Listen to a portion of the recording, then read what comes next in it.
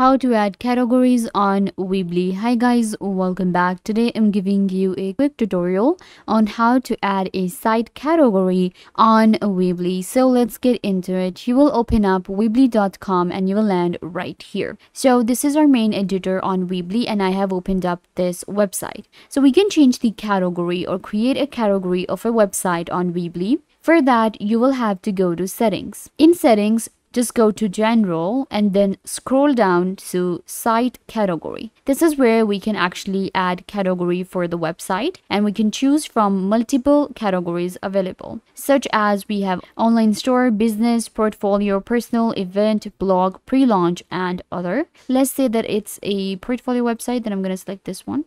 Or we can go with the business. So this is what the category is. Click on save and you will see the category will be saved right here.